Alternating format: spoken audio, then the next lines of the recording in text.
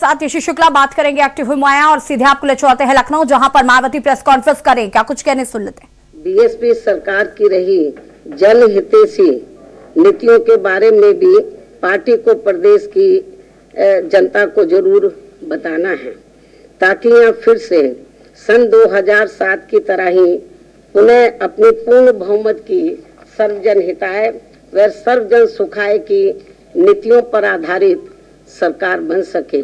वैसे इस मामले में आप लोगों को ये विदित है कि बीएसपी की चारों रही सरकारों ने प्रदेश में हर मामले में व हर स्तर पर यहाँ अन्याय, अपराध, भय व भ्रष्टाचार मुक्त तथा विकास युक्त वातावरण पैदा करने के साथ साथ विशेषकर कमजोर वर्गों, गरीबों, मजदूरों, बेरोजगारों, किसानों, छोटे व्यापारियों एवं अन्य मेहनतकश लोगों के हितों के लिए भी जो अनेकों ऐतिहासिक व अति महत्वपूर्ण कार्य किए हैं, तो उन्हें प्रदेश की जनता अभी तक भी भूली नहीं है, जिसे खास ध्यान में रखकर ही पार्टी के लोगों को इस चुनाव में वोट मांगना है।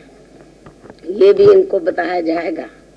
इसके साथ ही यहाँ मेरा ये भी कहना है कि यूपी की जनता ने आज़ादी के बाद यहाँ शुरू में काफ़ी लंबे समय तक कांग्रेस पार्टी व बाद में सपा, बीजेपी एवं बीएसपी आदि का भी शासनकाल देखा है, लेकिन इस मामले में प्रदेश की जनता अपनी पूरी ईमानदारी से ये बताए कि इन सभी पार्टियों के शासनकाल में से किस पार्टी का हर मामले में व हर स्तर पर बेहतरीन शासनकाल रहा है। ये मैं मीडिया के माध्यम से प्रदेश की जनता से पूछना चाहती हूँ। तो फिर प्रदेश की आम जनता एवं दबी जुबान में विरोधी पार्टियों के लोग भी यही कहेंगे कि बीएसपी का ही बेहतरीन शासनकाल रहा है। इसलिए प्रदेश की जनता को अब मेरा यही कहना है कि उन्हें अपने हित व कल्याण को ध्यान में रखकर व इस चुनाव में किसी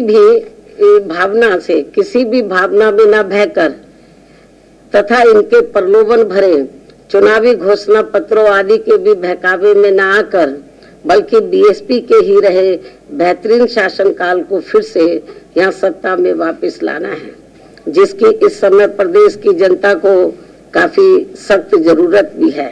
इसके अलावा बीजेपी का ये कहना कि इस बार चुनाव में बीजेपी 300 से ज्यादा सीटें जीतने वाली है, तो इसमें अभी कोई ज्यादा दम हमें नजर नहीं आता है, वरना फिर ये पार्टी चुनाव होने से कुछ समय पहले यहाँ आए दिन ताबड़तोड़ असंख्य घोषणाएं, शिलान्यास एवं अधकच्चे कार्यों के उद्घाटन व लोकार्पण आदि नहीं करती।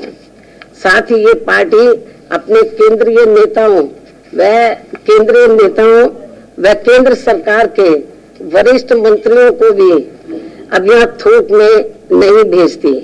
इनके साथ साथ यूपी सरकार के मुख्यमंत्री एवं मंत्रियों व पार्टी के वरिष्ठ नेताओं को भी एक एक जिले में फिर कई बार नहीं जाना पड़ता, तथा न ही उनको चुनाव घोषित होने से कुछ समय पहले यहाँ प्रदेश की जनता को व छात्रों आदि को भी किस्म के लालच आदि नहीं देने पड़ते। यदि यही स्थिति हमें काफी कुछ सपा व अन्य विरोधी पार्टियों की भी देखने के लिए मिल रही है, लेकिन ये सब प्रदेश की जनता काफी अच्छी तरह से समझ रही है। इसलिए मुझे पूरा भरोसा है कि यूपी की जनता अब इनके किसी भी प्रलोभन व हथकंडे आदि के बहकावे में आसानी से आने वाली नहीं है, बल्कि इस बार बीएसपी ही जरूर सत्ता में आने वाली है। और इसका मुझे अपने जमीन से जुड़े कार्यकर्ताओं व छोटे बड़े पदाधिकारियों आदि पर पूरा भरोसा भी है, जो मेरे दिशा निर्देशन में अपने अपने क्षेत्र की प्रत्येक विधानसभा में उसके सभी पोलिंग बूथों के क्षेत्र में वहां के लोगों को हर मामले में चुनावी तौर पर जागरूक करने में लगे हैं। वैसे भी अब प्रदेश की जनता वास्तव में यहाँ परिवर्तन चाहती है और अब वह बीएसपी को इस सत्ता में लाने का अपना काफी कुछ मन बना चुकी है। इस उम्मीद व भरोसे के साथ ही अब मैं अपनी बात यही समाप्त करती हूँ। धन्यवाद।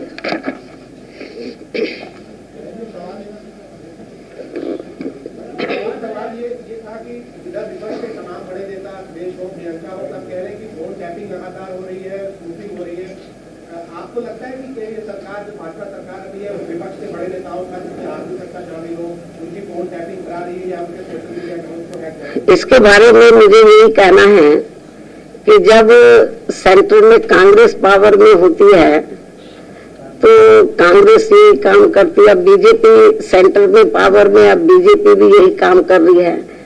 तो जब कांग्रेस पावर में होती है तो फिर बीजेपी यही आरोप लगाती है, और जब बीजेपी है तो अब दूसरी पार्टी, अब कहाँ तक सच्चाई है ये तो मैं नहीं कह सकती हूँ। लेकिन जब ये आम चर्चा है कि फोन टेपिंग हो रहा है तो हो सकता है इसमें सच्चाई हो।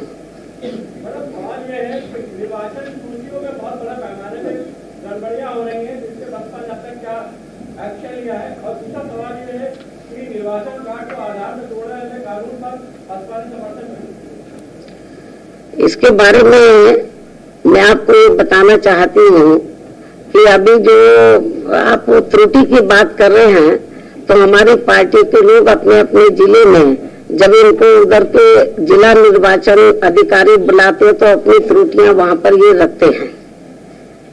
और इसके अलावा जो आपने दूसरा सवाल पूछा है कि वोट को जो है आधार कार्ड से जोड़ने वाली बात है, तो मैं इसके बारे में हमारी पार्टी का मत ये है कि ये बहुत महत्वपूर्ण मामला है और इसको जल्दबाजी में पार्लियामेंट से ये पास कराना मैं समझती हूँ ये ठीक नहीं है। इसके ऊपर पार्लियामेंट में पास कराने से पहले या इसको बिल को पास कराने से पहले सेंट्रल गवर्नमेंट की जिम्मेवारी बनती थी कि लोकसभा और राज्यसभा में इस पर खुली पहले बहस होनी चाहिए थी, और ये बहस नहीं हुई, जल्दबाजी में इसको हाउस में लाया गया है। तो हमारी पार्टी इससे सहमत नहीं है क्योंकि ये मामला अति गंभीर है। बहन जी, अयोध्या में अफसर और नेताओं की जमीन खरीदने के मामले में योगी सरकार ने संज्ञान लिया है।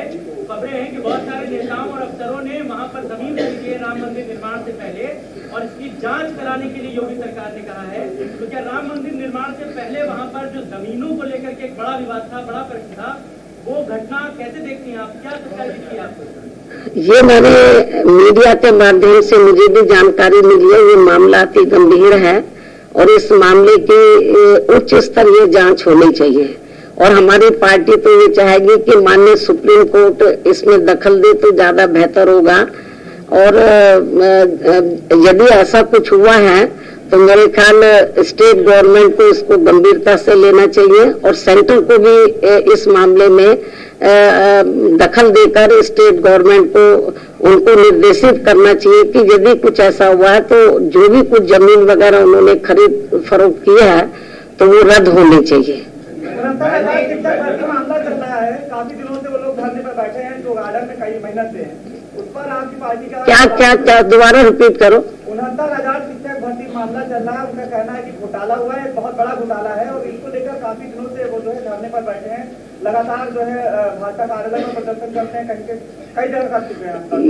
इसके बारे में मैं कई बार आपको बता चुकी हूँ, फिर मैं बताना चाह रही हूँ कि उनका जो आरोप है तो वो जो आरोप लगा रहे तो हो सकता है उसमें सच्चाई हो, तो इस मामले की जांच होनी चाहिए और उनकी जो शिकायतें हैं स्टेट गवर्नमेंट को चाहिए उसको दूर करना चाहिए। लड़की की शादी की उम्र 21 साल सरकार करने जा रही है। बहन जी, छोटे दल उनके साथ आ रहे हैं, यहाँ तक बीएसपी के भी बहुत सारे विधायक सपा में जा चुके हैं।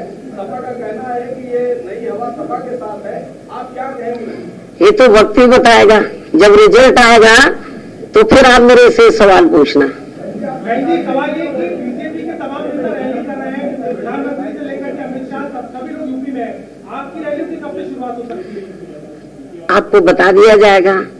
जो मैदान में जो इधर उधर घूम रहे हैं उनको घबराहट है, उनको बड़ी घबराहट हो रही है, पता नहीं वो पावर में आए ना आए, बीजेपी को भी हो रही है, सपा भी सोच रही है, तो इसलिए ये बेचारे मारे मारे घूम रहे हैं। तो हमारी पार्टी के लोग अपने जमीन पे उधर जो है हर पोलिंग बूथ स्तर पर अपने काम में लगे हैं, और जब वक्त आएगा तो आपको बता दिया जाएगा कि मैं मैदान में कब निकल रही हूँ।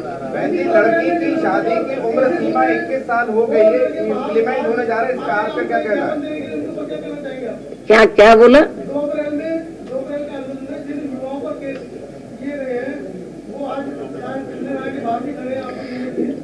देखो, इस संबंध में मैंने एक बार नहीं कई बार तो स्टेट गवर्नमेंट को आगाह किया है, और प्रेस में भी मैंने बोला है कि उनके मामले खत्म होने चाहिए, और उन्होंने कोई किसी के साथ अन्याय अत्याचार नहीं किया था, अपनी वो जायज मांगों को लेकर वो मैदान में उतरे थे, तो ये मामला लंबे अरसे से अटका पड़ा है, ये अच्छी बात नहीं है, और स्टेट गवर्नमेंट को इसको देखना चाहिए, और इस मामले को पार्लियामेंट में भी हमारी पार्टी ने इसको कई बार उठाया है।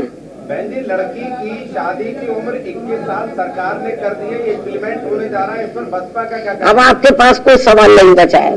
धन्यवाद।